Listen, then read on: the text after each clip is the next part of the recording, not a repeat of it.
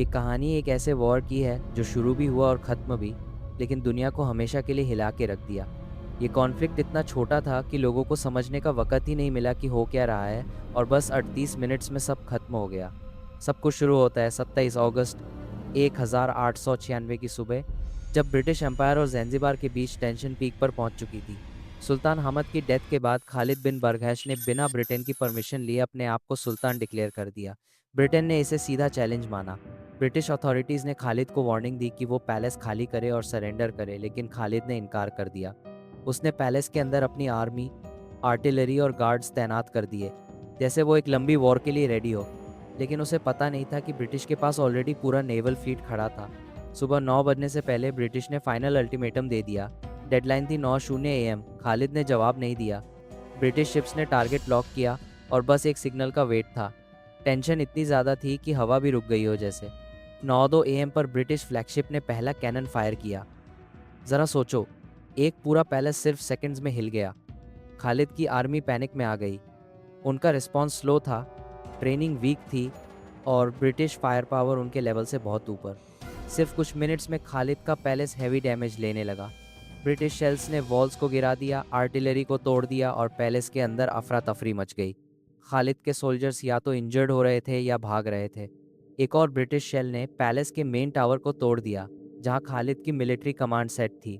Command collapse होते ही पूरी ज़ैंज़िबार defence टूट गई। अब कोई ऑर्गेनाइज्ड रेजिस्टेंस बचा ही नहीं था। ये वॉर एंड की तरफ भाग रहा था। खालिद समझ गया कि अगर उसने फाइट कंटिन्यू की तो सिर्फ उसके लोग मरेंगे। इसलिए वो पैलेस से चुपकर भाग निकला और जर्मन कॉन्सुलेट में शरण ले ली। वॉर का सेंट्रल फिगर बैटलफील्ड से आउट हो चुका था। 9:40 AM तक ब्रिटिश ने पैलेस, हार्बर और मिलिट्री इंस्टॉलेशंस सब कंट्रोल में ले लिए। Resistance zero. ज़ैंज़िबार की नेवी का एक छोटा शिप डूब चुका था और बाकी वेसल सरेंडर कर चुकी थी। 38 मिनट्स कंप्लीट होते होते ब्रिटिश ने पूरे डिस्प्यूट को एंड कर दिया। ये हिस्ट्री का सबसे शॉर्ट वॉर डिक्लेयर हो चुका था। लोग सिर्फ देख रहे थे कि एक पूरा सुल्तानात सेकेंड्स में कोलैप्स कैसे हो गया। वॉर के तुरंत बाद ब्रिटेन ने अपना पसंदीदा सुल्तान इंस्टॉल कर दिया, जो उनके इन्फ्लुएंस में काम करता था। ज़ैंज़िबार एम्पायर को प्रैक्टिकली ब्रिटिश प्रोटेक्टरेट बना दिया गया। ये पॉलिटिकल गेम दुनिया भर में डिस्कस होने लगा। लोकल लोग शॉक में थे।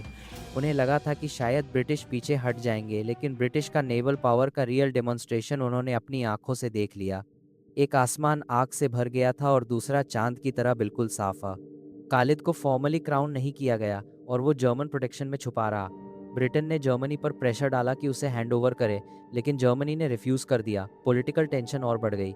ये वॉर छोटा ज़रूर था, लेकिन इसने कॉलोनियल पावर का ट्रू फेस दिखाया। किसी कंट्री को सिर्फ मिनट्स में कोलैप्स कर देना ये दिखाता है कि उस वक्त का सिस्टम कितना अनफेयर था। जो पावरफुल था वही सही था।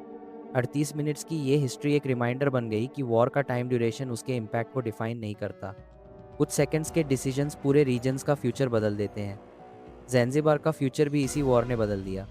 इस कॉन्फ्लिक्ट के बाद ज़ैंज़िबार का पॉलिटिकल स्ट्रक्चर चेंज हो गया। ब्रिटिश इन्फ्लुएंस डायरेक्ट हो चुका था।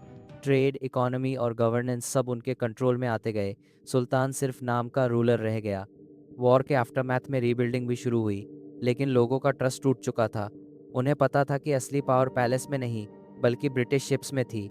फियर और कंट्रोल एक नया नॉर्मल बन गया। 38 मिनट्स की डिस्ट्रक्शन ने जेनरेशंस को अफेक्ट किया।